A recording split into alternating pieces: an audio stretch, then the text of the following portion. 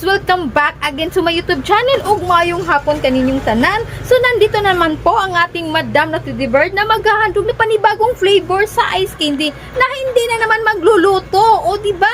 So gagawa lang naman po tayo ng creamy ice candy with buko. So for today's video guys, may panibago na naman po akong flavor na ihandog sa inyo. So gagawa lang naman po tayo ng creamy ice candy with buko. At para naman po sa kaalaman ng lahat, isasalin po natin yung tubig niya sa paggawa ng ating ice candy para magiging malinamnam talaga yung pagkabuko niya. Kumbaga, para kang kumakain ng ice candy na fresh talaga. At para naman sa gustong magtanong kung hindi ba mapapanis yung ice candy pag sinalin yung tubig ng buko, pues hindi talaga mapapanis guys. Proven and tested talaga. Yung ice candy ko kasi guys, hindi talaga magtatagal sa freezer. Kasi dito sa tindahan, mabenta talaga ang ice candy ko. Hinahanap-hanap pa ng aking mga sukilabs ko. So ngayon guys, naisalin na po natin sa mixing bowl yung ating tubig at saka yung buko na kinuskos. Isunod na po natin ilagay ang ating kondensada na 1 kilogram.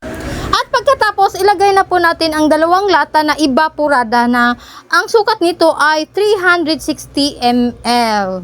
And then, last but not the least, yung ating asukal. Yung 1 kilong asukar talaga ang ating ilagay sa isang batch. At pagkatapos na pong maihalo ang lahat ng ingredients, halu-haluin na po natin ng maigi hanggang sa ma-dissolve yung lahat ng asukal.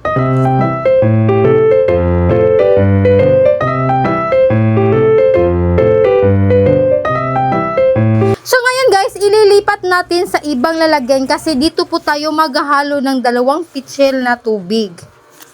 At huwag po nating biglain ang 2 pitsil. Step by step lang talaga ang process nito para mahalo po natin ng maigi ang ating ice candy.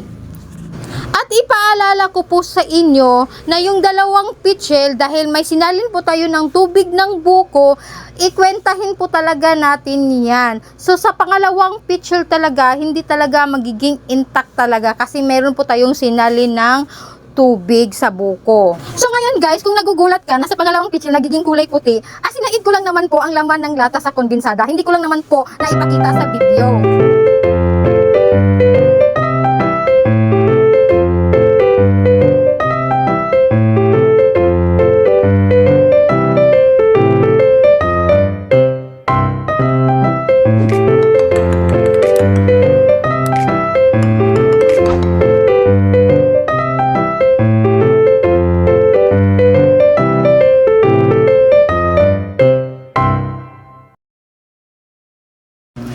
Salamat naman po kung umabot ka sa part na ito. Sana nagustuhan mo ang video kong ito. At kung ikaw ay may mga katanungan, don't forget to write your comment below.